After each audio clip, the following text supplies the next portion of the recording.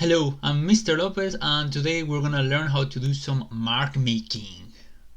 On a previous tutorial, we've learned how to use the rubber on the back of a pencil to do some drawing and how using unusual materials can help you create different marks and create a different message.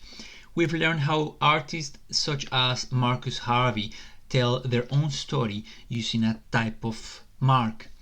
Now, on today's tutorial, I'm going to show you how to make different types of mark and how you can use these marks and unusual ways to work with material to tell your own story.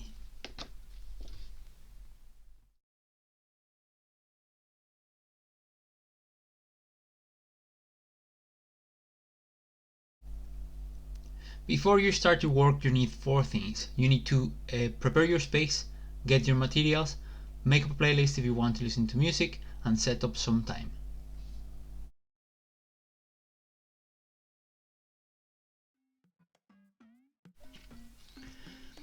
For today's task, I'm going to ask you to do between 15 and 20 types of marks. You can use any type of paper and you can create your sections any way you want. If you want, you can fold a piece of paper and get 16 squares. If you prefer, you can use a ruler. If you want to use more than one page, you can as well. You can use circles, you can use different types of paper. It's up to you, but you will have to do between 15 and 20 types of marks.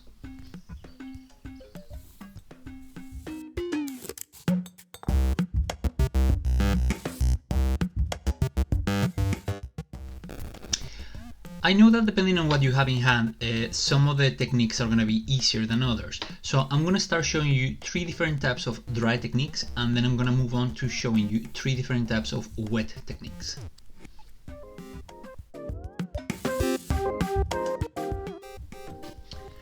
The first dry technique that we're going to study is drawing patterns. You can use pencils, pens, markers, color pencils, color pens, whatever you want, just to draw some patterns.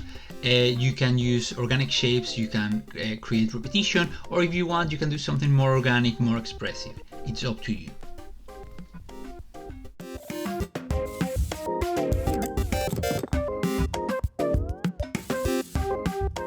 The next technique is called frottage, and this is where you rub a soft material into an uneven surface.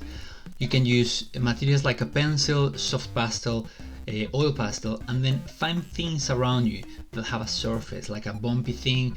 You can use bricks, I used a coin, I used a grid, bubble wrap, and then just put the paper on top and rub your soft material on top of it.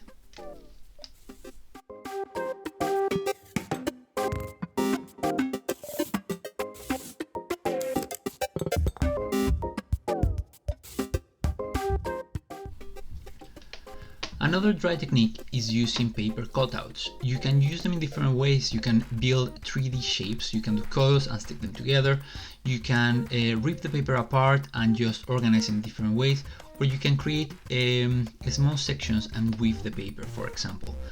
It's just using paper in a different way, in an unusual way.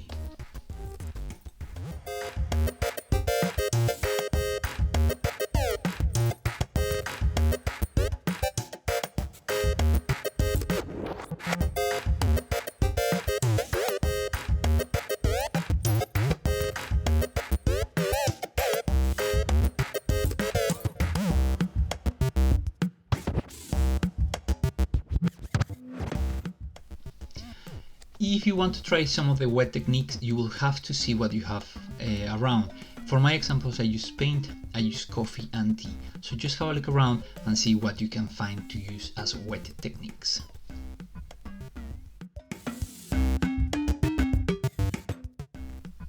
Remember that you don't have to do all the techniques.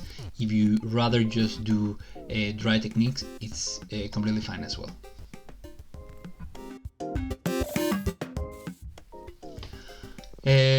One of the wet techniques is called stamping or printing, and this is where you find different objects and you put them on the paint or on the wet surface, and you use them to as stamps, I used a sharpener, I used a paperclip, and then just by dipping them into the paint and dipping them into coffee, I could duplicate the mark into the paper.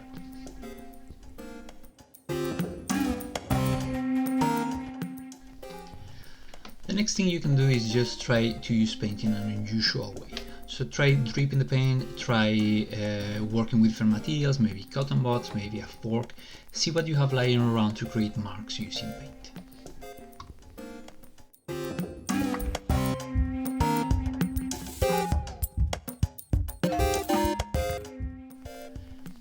The last technique is called stencil, and this is where you put an object and you paint around it. You can use materials that you have, like I used paper clips for one of my example. You can use masking tape and just put paint around it. You can dab some paint into it as well. So it's just creating a negative space or a silhouette with the object that you have by putting paint around it.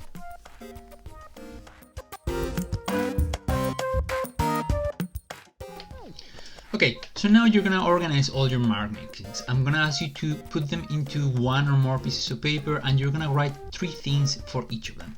First, you need to come up with a name for each of them. This can be something literal or it can be something really fun, it's up to you.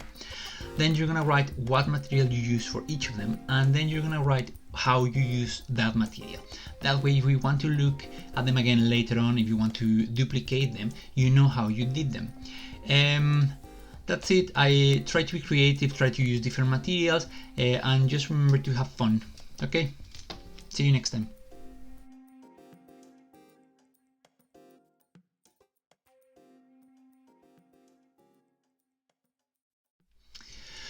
And if you want to have a look at more content, please have a look at those videos over there, somewhere around there. And if you're enjoying this, if this is helping you somehow, just don't forget to subscribe somewhere around here. That's it. Thank you for watching.